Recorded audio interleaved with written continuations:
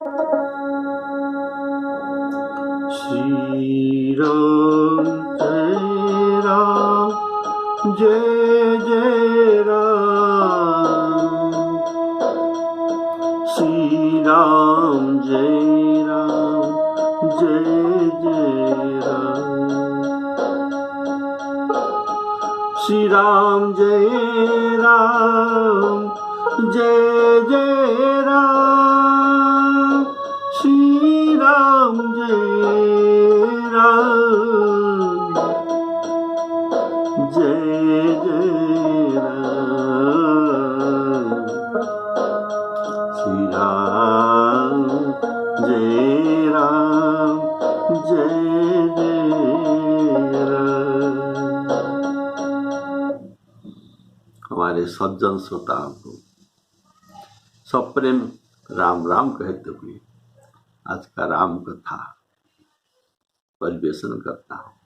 बोलिए श्यावर रामचंद्र की जय।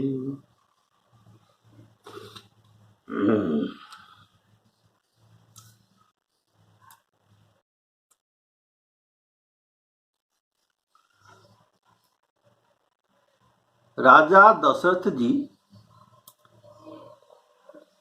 उनके राजसभा में जनकपुर के दूत को प्रश्न करते हैं।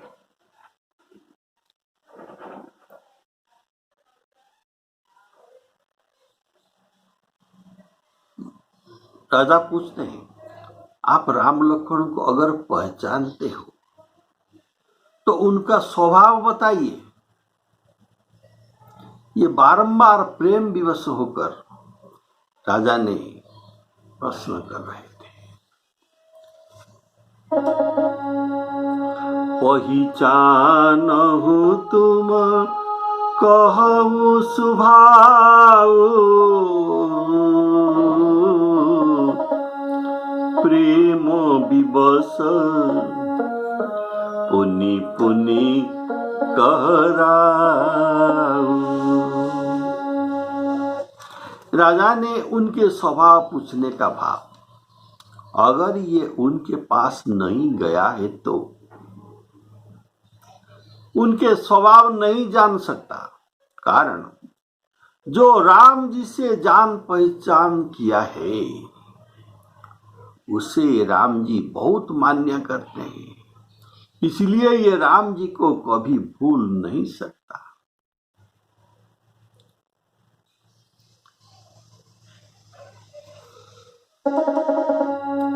राम बिलोकनी बोलनी चलनी, सुमिरी सुमिरी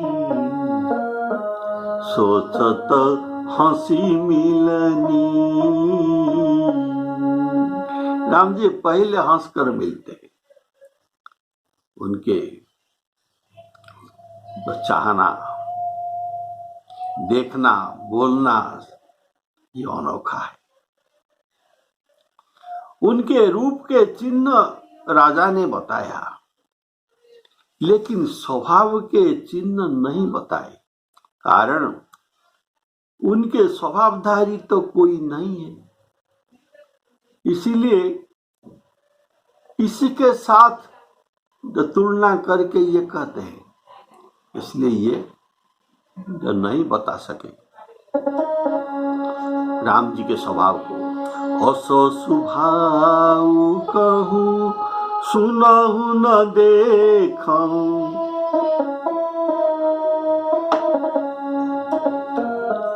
केहि खगेश रघुपति समलेखं,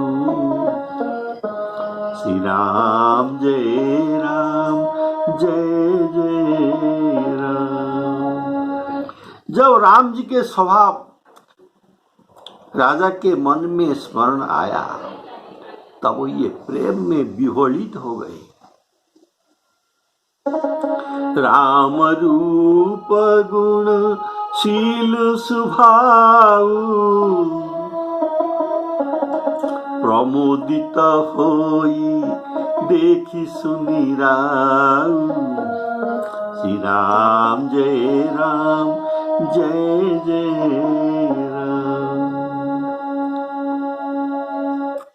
राम। राजा दशरथ राजा राम जी के गुण और स्वभाव देख सुनकर सब समय आनंदित होते हैं, जेहेतु उनके वियोग हुआ है।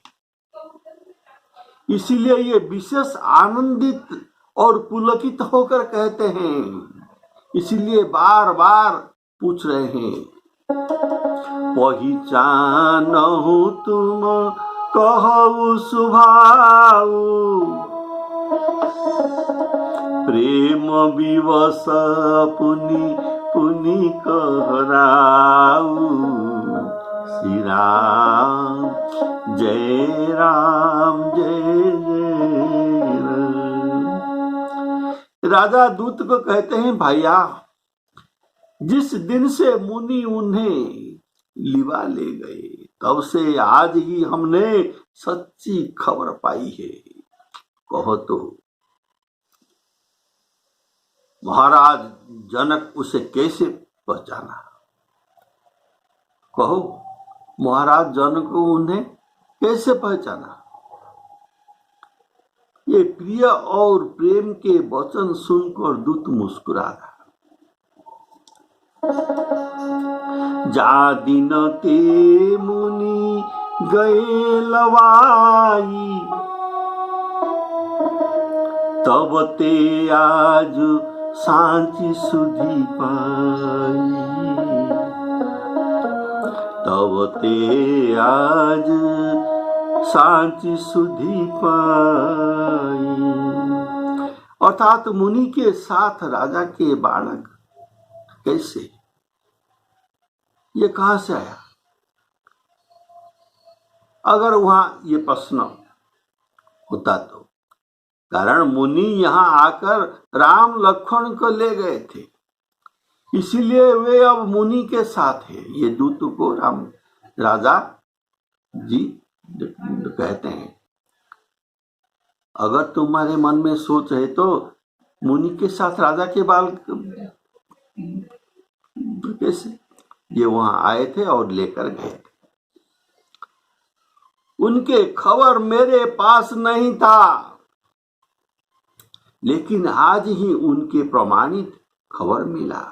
कारण दशरथ जी के तरफ से खबर लेने के लिए किसी को भी नियुक्ति नहीं किया गया था। इसका एक विशेष कारण है। ये तो किसी को नियुक्ति करके प्रतिदिन का खबर उनके पास पहुंचा सकते थे, लेकिन ऐसा क्यों नहीं किया? अब कोई लोग नियुक्ति किया होते तो उनके कथा असत्य हो जाता। किसके कथा? राजा दशरथ के कथा बात असत्य हो जाता। क्यों?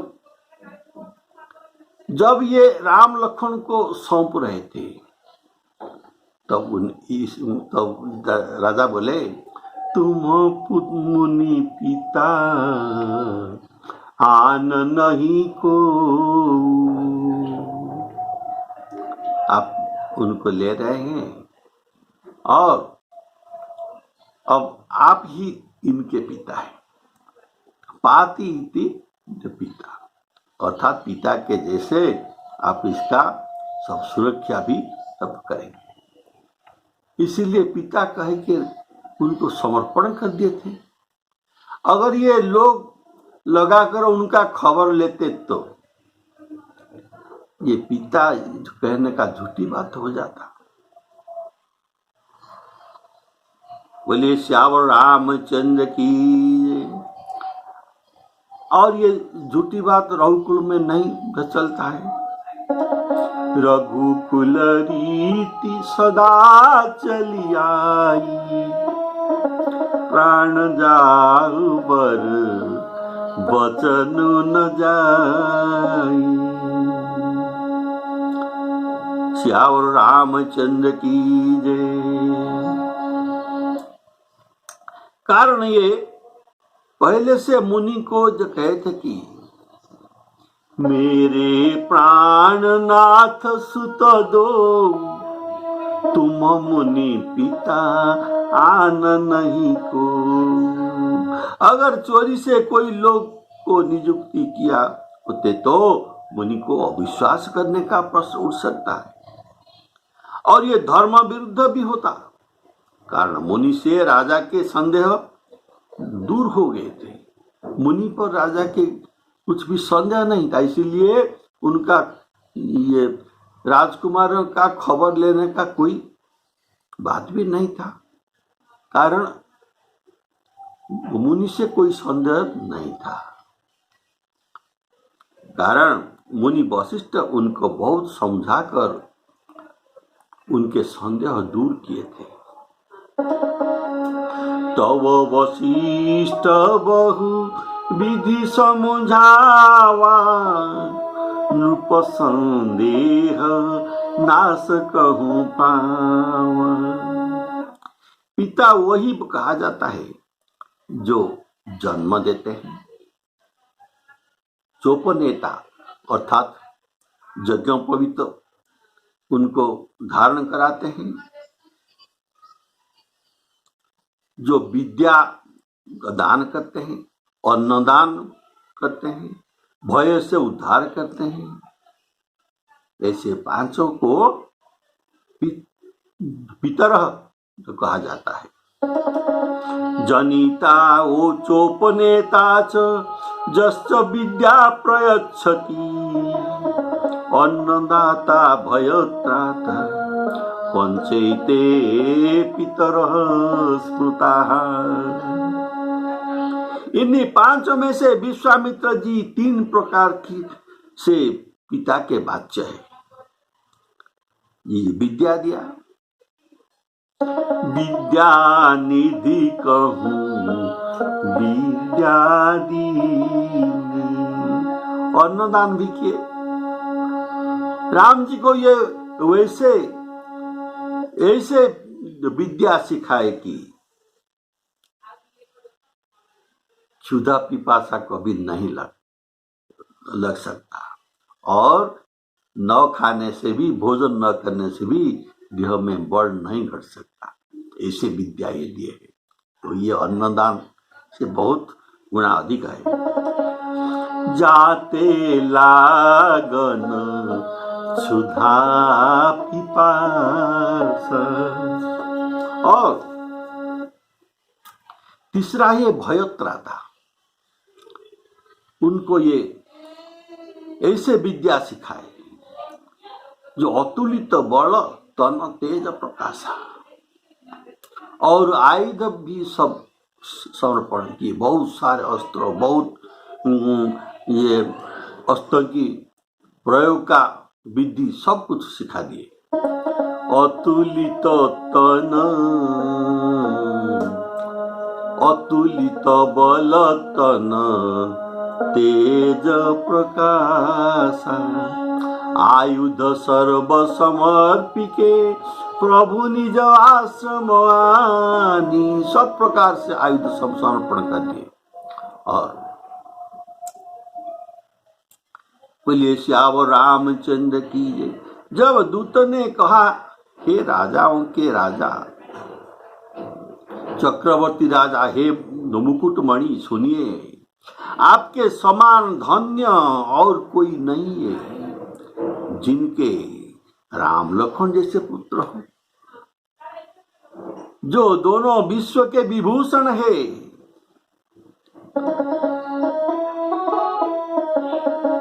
जा दिन ते मुनि गए लवाई तब ते आज साची सुधि पाई।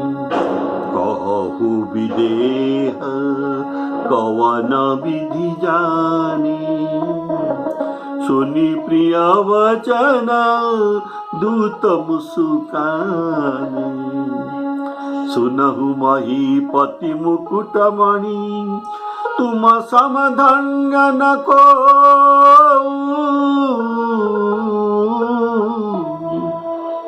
राम लखन जिनके तनया, विश्व विभूषण दो। श्री राम जय राम जय जय राम। कहु विदेह कवन विधि जाने, अर्थात मैं उनको जान लिया था।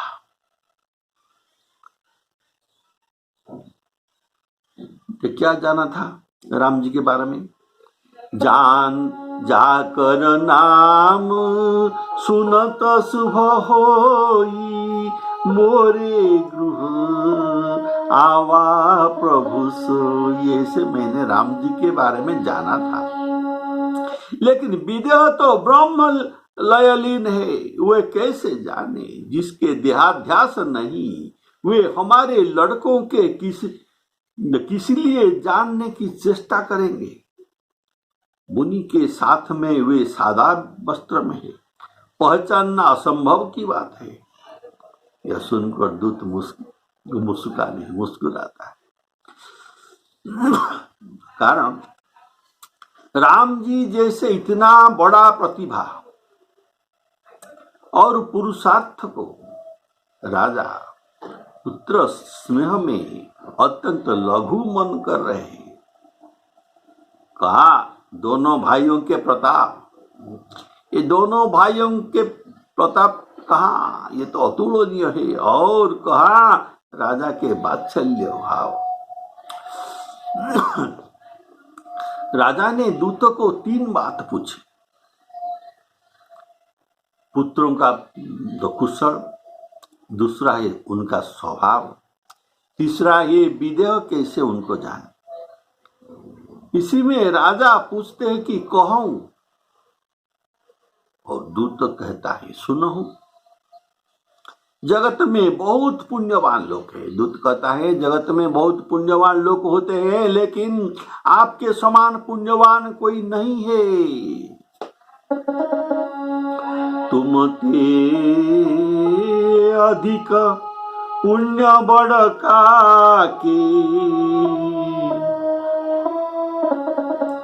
राजन राम सरिस सुत जाके। जासु स्नेह सकोच बस, राम प्रगट भे आई। जो हरहिय नयन निकवहु, निरखत नहीं अघाई।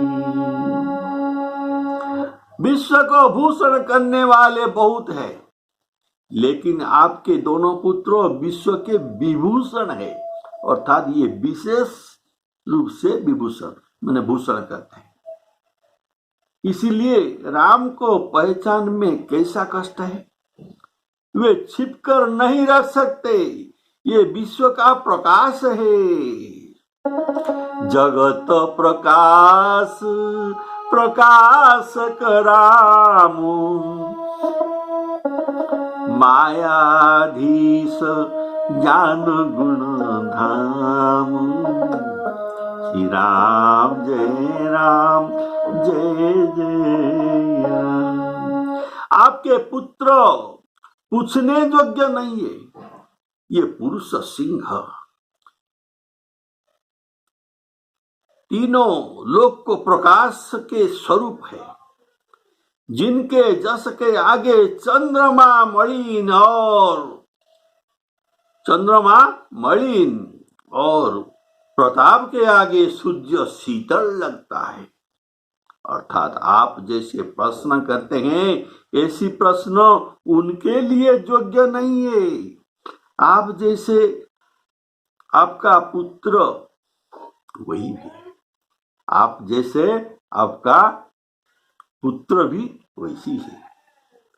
जैसे लोक में कहावत है, जैसा लौकी होता है उनका बीज भी वैसे ही होता है। तो ये पुरुष सिंह है अर्थात सिंह जैसे निर्भय। सूर्य का उपमा देने का भाव, सूर्य का प्रकाश दिन में केवल है, लेकिन राम सूर्य का प्रकाश दिन और रात दोनों में है, दोनों में ये प्रकाशित है। ये नाथ, उनके लिए आप कहते हैं कि उसे कैसे पहचाना? क्या सूर्य को देखने के लिए हाथ में दीप लेकर जाना पड़ेगा? बोलिए श्यावर रामचंद्र की जय। वो दूत कहता है, जाओ, राम सूर्य उदय हो गए। उदित उदय गिरि मंच पर रघुवर बाल पतंग।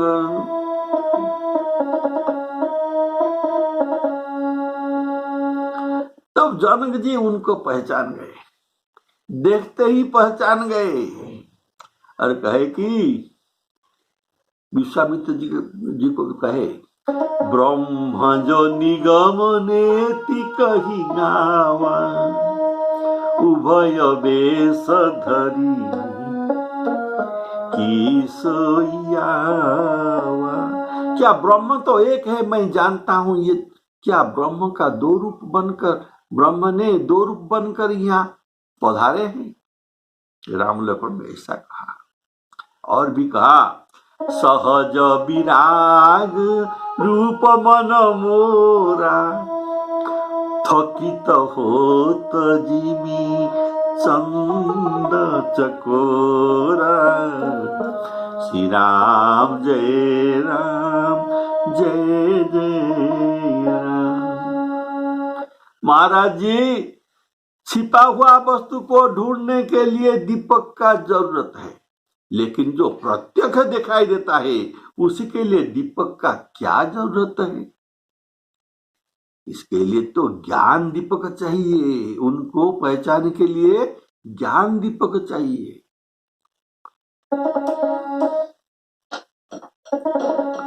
पूछन जो गुण तनय तुम्हारे, पूछन जो गुण तनय तुम्हारे। पुरुष सिंह तिहु पुर उजियारे, जिनके जस प्रताप के आगे शशि मलिन रवि, शशि मलिन रवि शीतल लागे। तीन कहूँ कहिया नाथ किमि चिन्हे, देखिया दीपक देखिया रवि की, दीपक लीने। श्री राम जय राम जय जय राम। देखिए, चिट्ठी में धनुष तोड़ने का प्रसंग लिखा नहीं गया था, इसीलिए ये प्रसंग को दूत को वर्णन करना पड़ता है।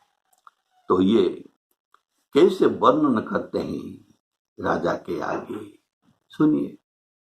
ये कहते हैं, सीता जी के स्वयंवर में अनेक राजा और एक से बढ़कर एक योद्धा एकत्र हुए थे, परंतु शिवजी के धनुष को कोई भी हटा न सके।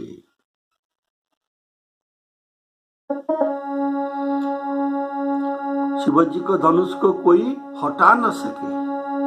रहो चढ़ाऊ तोर भाई, तिल भरी भूमि न सके छड़ाई।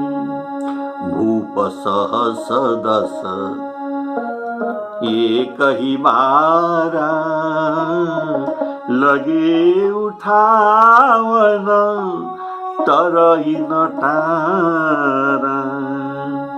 सब नृप भये जोग उपहासी, जैसे बिनु विराग सन्यासी। 10,000 राजा एक साथ भी उठाने से ये धनु को उठा ना सके। सारे बलवान वीर हार गए। तीनों लोक के जो वीरता के अभिमानी थे, वे धनुष सबके शक्ति को तोड़ डाले। बाणासुर जो सुमेरु को भी उठा सकता था, वह भी हृदय में हार कर धनुष को परिक्रमा करके चला गए।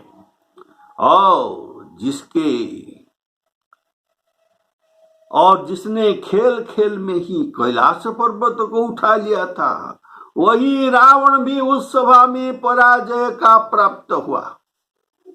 हे महाराज सुनिए, वहां जहां ऐसे ऐसे योद्धा हार गए, तो रघुवंश मणि श्री रामचंद्र जी ने बिना ही प्रयास शिवजी के धनुष को वैसे तोड़ डाला जैसे हाथी कमल के दंड को तोड़ देते हैं। बोले श्याम रामचंद्र की जय। सिय स्वयंवर भूपनिका, समिते सुभट एकते का, शंभु सरासन काहु नटारा, हारे सकल वीर बरियारा। तीन लोक मह जे भटवानी, सबके सकती संबुधन भानी। सकई उठाई सरासुर मेरु, सरासुर सर अर्थात बाण, सरासुर अर्थात बाणासुर। सकई उठाई सरासुर मेरु, सोहिय हारी गयउ करी फेरु, फेरु परिक्रमा। जेहि कौतुक शिव शैल उठावा,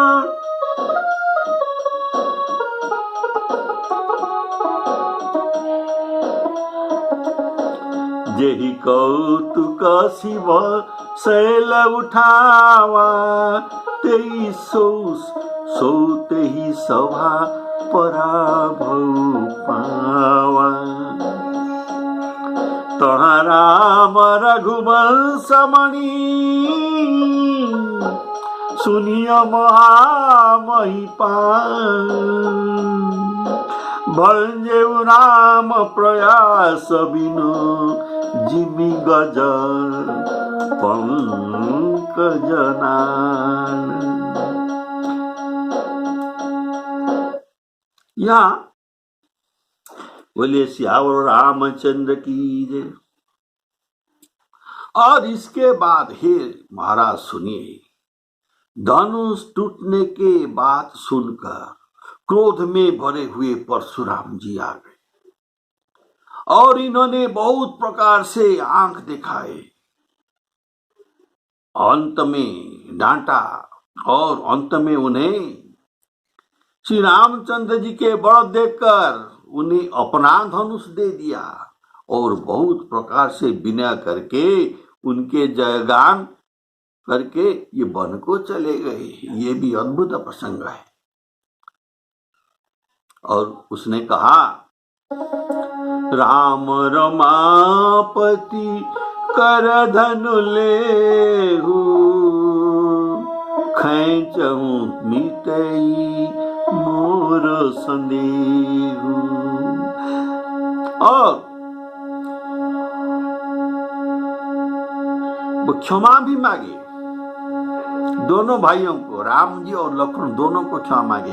अनुचित बहुत कहेउ अज्ञाता, क्षमहु क्षमा मंदिर दुभ्राता।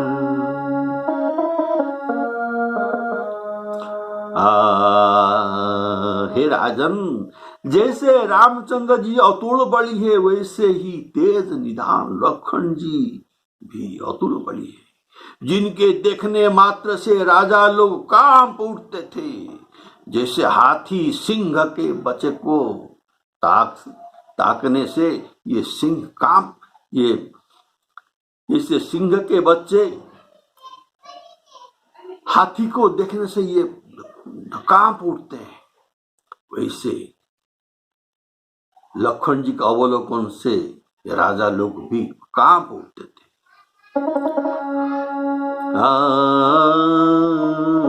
लखन सकूप, इनके वचन सुनकर पृथ्वी भी हिल गई।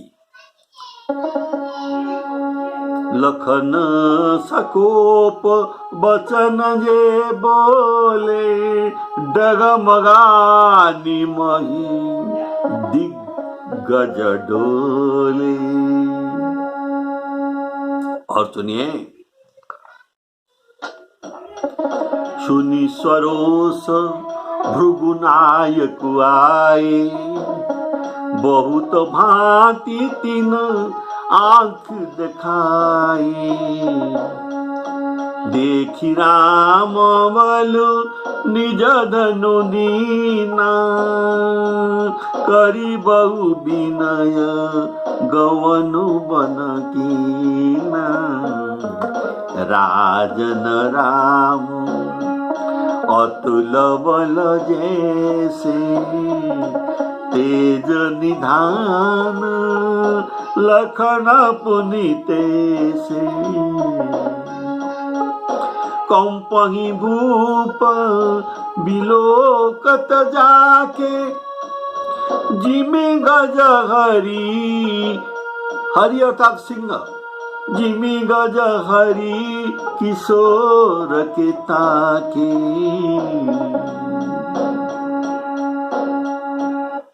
हे देव, आपके दोनों बालकों की देखने के बाद अब आंखों के नीचे कोई आता ही नहीं, अर्थात हमारे दृष्टि पर कोई चढ़ता ही नहीं।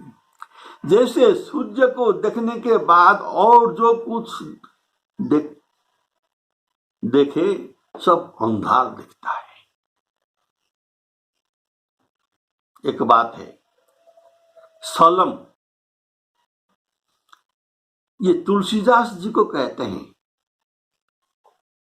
गोस्वामी जी, देखो, सूरदास आदि महात्माओं ने मेरे पिताजी के पास आते हैं, तो आप क्यों नहीं आते? तो गोस्वामी तुलसीदास ने उनको उत्तर दिया कि ये सब चंद्रवंशी के उपासक हैं।